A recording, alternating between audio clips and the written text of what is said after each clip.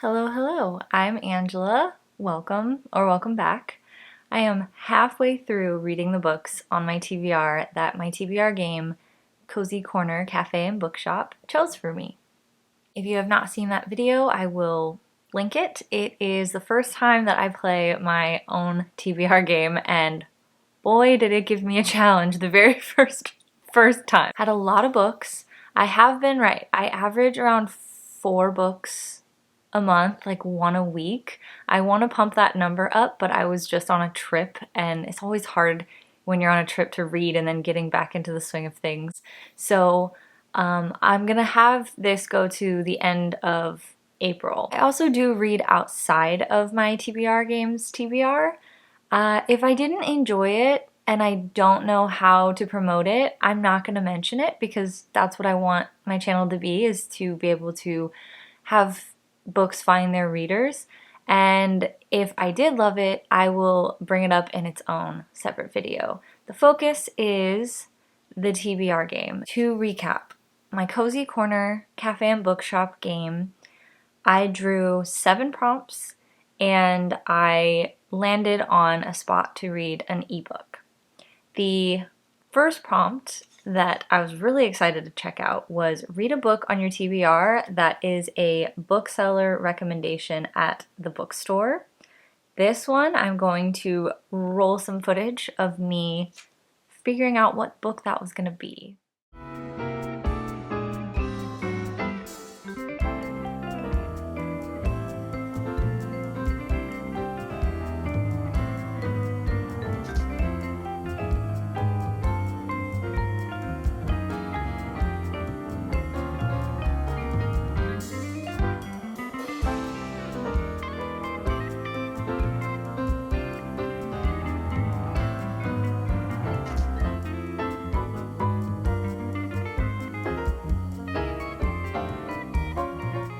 I could not believe it. Even just out of the handful of bookseller recommendations, I managed to find one that I have on my TBR. So yay for Ray! I have A Closed and Common Orbit by Becky Chambers, and this is the second book in the Wayfarers series. I'm extra eager to find out if it's different characters. I mean, Becky Chambers always has wholesomeness in her sci-fi, at least the ones that I've read. It says, Lovelace was once merely a ship's artificial intelligence. I don't know if I can read this. That's spoilers from the first one, I think. Essentially, space adventures. Space adventures. So I am so excited. I could not believe out of the handful of book recommendations, I had one. So thanks to Ray, who's never gonna know about this, but I'm really happy that I had one. And to make it even better, they all recommended a drink from the cafe to go along with these books. And Ray's pick said that A Closed and Common Orbit is best with an iced matcha and strawberry. As a part of my game and a part of my channel, I am including snacks and drinks. I have a drink to do for this month, and here it is. I think this is gorgeous. However, I have never had a matcha before, ever. I don't even know what it tastes like. I know people say it tastes like grass, so that's never sounded encouraging and sounded like something that I wanted to consume.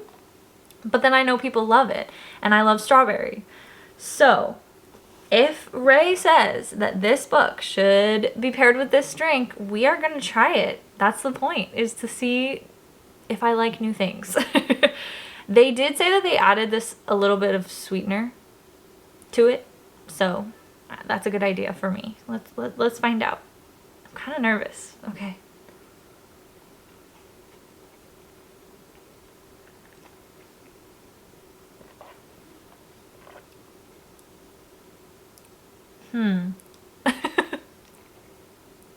Well, that tastes like...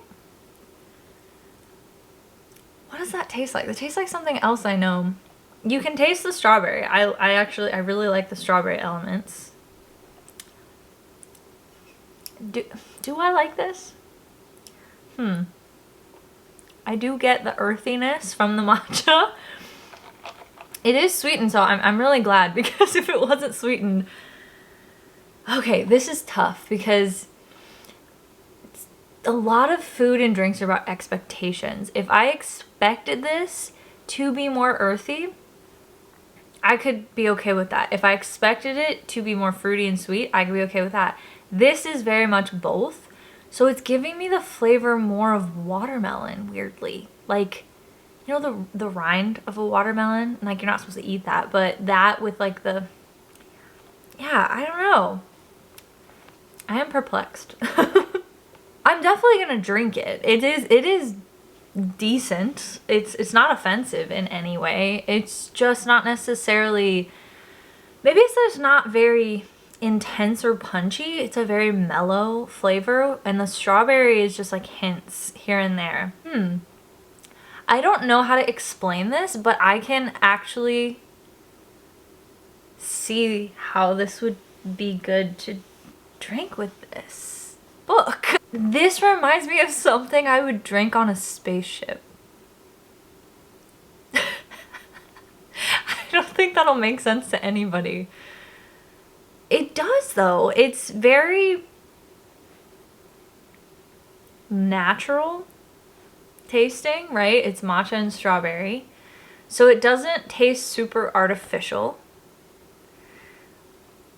which lends itself to this atmosphere. In the first book, there's this chef character that I adored. And they were talking about all the creations that they were cooking on the ship. And I feel like I can see that. It's very earthy and natural, and this would be something that they would have found, or they had to be able to grow it. Ray, you're onto something. Big brain energy. I see what you're doing here, and I like it.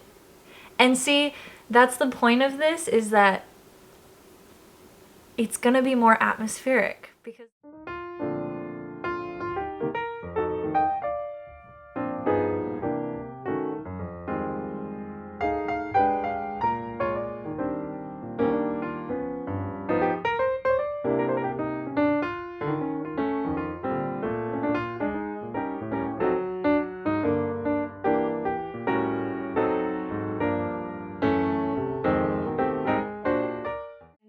this book, okay, Closed in Common Orbit, I highly recommend. Now, this is the second book in the Wayfarer series that Becky Chambers wrote, and I do think that you need to read the first one before you read this. And the first one is A Long Way to the Small Angry Planet. Do you have to? No, but I do think it helps you understand who one of the main characters is and the struggles that she's facing and the world that it is set in, as well as a lot of the different like species. This is what I love about Becky Chambers, and if you don't read sci-fi but you also love this, I implore you to give her a try. Becky Chambers writes very human books, but through either humans in space and in the future or non-humans as a way to show what we struggle with. This book has two different timelines of two different characters who are out of place, and they're trying to figure themselves and the universe out beyond the tiny part of it that they've been confined to. The first one is a spacecraft's AI that is being put into a human body kit. So that has been difficult to figure out how to go from being a computer, having access to everything, to now trying to be in a human body kit that can go and do different things outside of a spacecraft, and having to be a human and reckoning with the discomfort of not having access to all the information that she wants all the time, to not being able to just be up in a corner in cameras looking out and functioning in the world. And what does that mean? And what does she want? And what does that look like for her? As the AI of a spacecraft, her job is to please others. That is her programming, kind of like Alexa, you know, or Siri. People say what they need and she gets it done. So now that she doesn't have that duty and responsibility anymore, that is a very uncomfortable thing to come to terms with, like I feel like a lot of humans do when we are so used to people pleasing, we're so used to following what we're told to do, and then reckoning with what do we actually want to do? How do we want to function if we're not pleasing others? That's definitely something that this character struggles with. The other character, her name is Jane. She is a young girl at the beginning of her perspective, and she's genetically modified, genetically enhanced, and she is on this small planet that's just like a junkyard. She's very, very isolated and controlled in this environment by these robots. Her and all the young girls are meant to just do these specific things, which is sorting all of the scrap. They don't really have any agency. They don't have any understanding of life outside of their building. They don't even get to go outside to get to see the sky, to get to see anything. Some chaotic circumstances arrive that lead her to escape this building. She's on this junkyard planet and has no knowledge of anything, or where to go, how to get off of it, how to survive. And a lot of it is a survival story from her perspective, but it's also her learning about things. She does a really good job at immersing you in the minds of Sidra and Jane.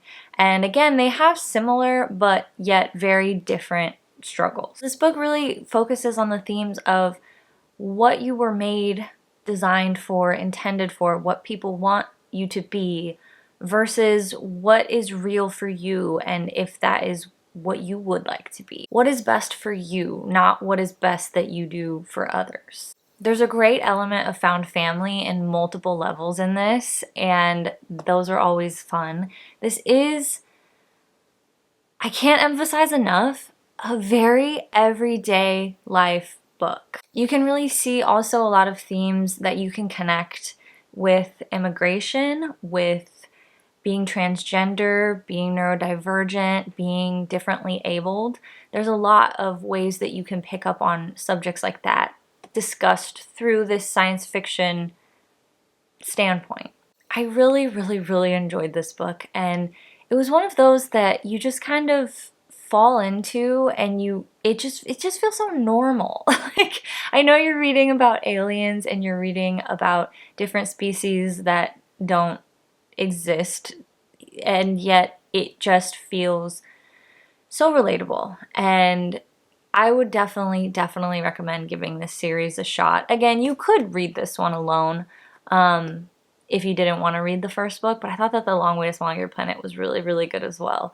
But very different. Long Way to Small Angry Planet was much grander in scope. There were a lot more characters that you were following, and they're very similar in the way that they do focus on a lot of human issues, but this one is much more focused on these two characters. Far and away, this was my favorite of the books that I have read so far. I think that this was a perfect recommendation by that bookseller, and again, I really think that that drink did oddly fit perfectly with this story, so I really recommend it if you are looking for a very immersive, atmospheric experience.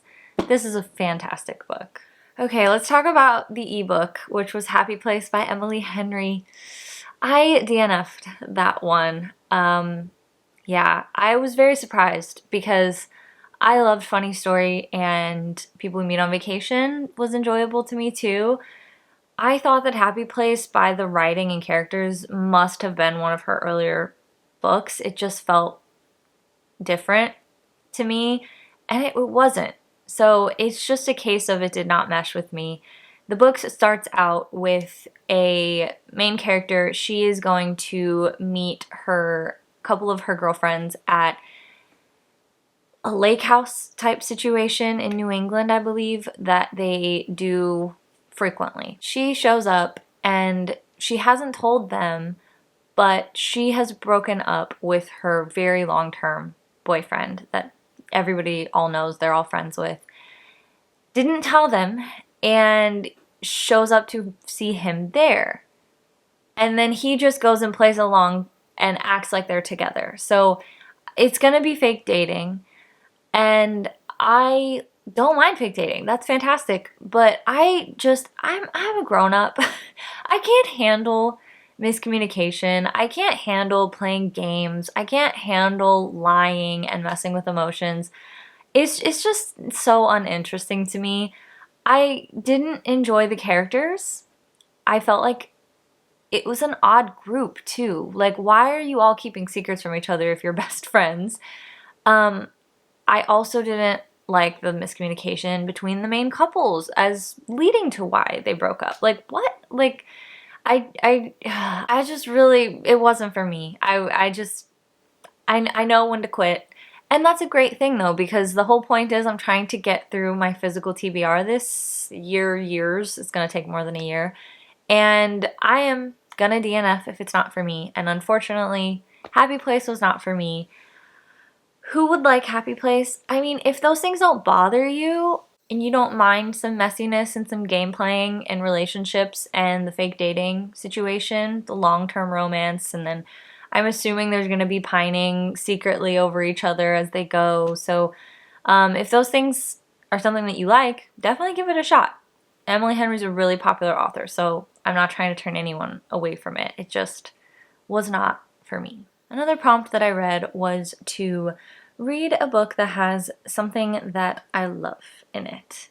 And I love old England. I love murder mysteries. So I read A Quiet Life in the Country by T.E. Kinsey. I would recommend this for people who like cozy mysteries. A Quiet Life in the Country is what Flo and Lady Hardcastle is looking for. It's 1908. They've moved from London, and it's not what they get. The interesting part about these two characters, which I think is the highlight of this, I think that the banter between Lady Hardcastle and her maid Flo is the joy of the story. I really, really like that kind of relationship when the characters have such a long history with each other. They can just be completely normal and silly and fun and casual. And they have that. And they also have a lot of history together. It's very interesting. You would think that T.E. Kinsey would write a book or a series based on all of the hijinks that they have gotten into in so many countries. They talk about all this danger and the martial arts that they've had to use and just all of these incredible situations in many different countries that they've gotten into together. But you don't see any of that. It's very interesting. It's just little mentions throughout the way of what they've gone through, so that adds some intrigue and history between them. As for the mystery, Flo and Lady Hardcastle are going for a walk one day, and through the woods they stumble upon a huge tree that unfortunately has a hanged man from it. It seems like he took his life, obviously, and they go to get the inspector. And as they're doing it, they notice some things that seem off and question if he really did take his own life. And from there, that ensues a bunch of other situations that occur. And you're really following the pair as they go to different houses, go meet different people in the town, go interview people. There's a lot of interviews. This book is filled with just interviewing people, which is what you do as a detective, but yeah, it was a lot of investigation. For me, it was about a middle of the road, 3 stars. It was enjoyable, but it did get to be a little tedious meeting and hearing just from all of these different people, just constantly the 2 people interviewing them. But I really think that this series could have a lot of potential with different mysteries, and perhaps you'll learn more or experience more of these wild scenarios that the couple gets themselves into. So if this setting appeals to you, if a non-stuffy upper class woman in Lady Hardcastle appeals to you, she's great, and her relationship with her maid Flo is fantastic.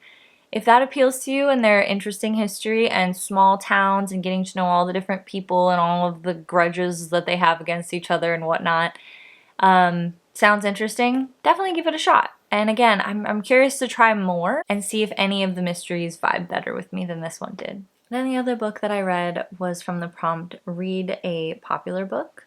And the book that I have seen very popular on BookTube lately is I Who Have Never Known Men by Jacqueline Hartman. This book has such a wild premise. It follows 39 women. The main character is the 40th, who have been locked in a cage. They are in what they assume is a bunker underground because there's no windows. And there are guards that are there, but they don't speak to them. They don't have any knowledge of how or why they're there. The main character was a young girl at the time of the gathering of all of them into the cage. And so her perspective is a bit different from the rest of the women's because she doesn't have memory of the outside world. She feels very different from the rest of the women. She thinks differently. She can't help it because she doesn't have a lot of the same instincts or memories or conditioning that the other women had because they remember life before being trapped down here. People that really need answers will be very frustrated with this book. This book is not a book that has answers because that is the point. The women do not get answers. There's no understanding of how this happened, why they're being kept alive either. Similar to how I was talking about how A Closing Common Orbit and really A Quiet Life in the Country is very day to day. I read a lot of books that are just very monotonous day to day human things.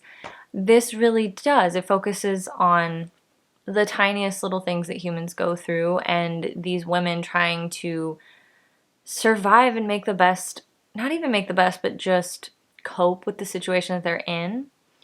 It really is a hopeless situation throughout this book. And I think it does bring to the forefront the question of how and why and do humans have the ability to keep fighting for survival when there is no hope, when there's nothing to fight for, when you're just fighting to make it to the next day and that's it. There's nothing else. This is really hard to talk about. I keep having to stop myself because I keep almost giving, I don't know that it's spoilers because it does say it on the back of the book, but a lot of people would rather, I'm sure, not know because this concept is so unique and interesting on its own, where you can be in the women's places of having no idea what is going on and not knowing what's going to happen either. But it is an interesting idea of how someone who grew up outside of society views things and views existence and experiences and learns about things and creates survival mechanisms, and then how people who are attached to a former way of life might react. It really is a lesson about our shared humanity, what makes us different, what makes us the same, how we all cope with life. And these excruciatingly extreme conditions really highlight that, and I think that that might be what makes people so interested in this.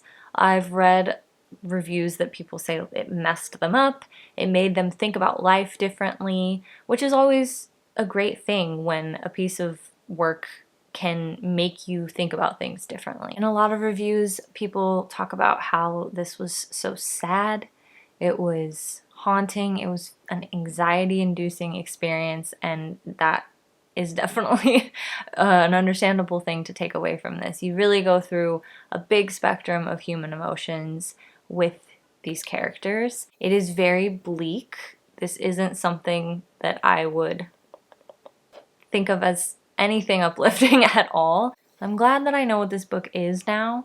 It is different than I expected. It is definitely a lot more slow-paced and very much focused on everyday human experiences and thoughts. So that was the first half of my TBR. I have 4 more books to go. It is Circe by Madeline Miller. I'm looking at the stack over there. The Last Devil to Die by Richard Osman. Vampires of El Norte by Isabel Cañas, and Tress of the Emerald Sea by Brandon Sanderson. I'm hoping for more great stories to come. These were a little slow going to get through and also very, very focused on human experiences. And right now, I could use some escapism more than focusing on human experiences, not gonna lie. So I'm looking forward to those, and I will update you when I'm finished with those as well. Thank you for being here, and have a great day.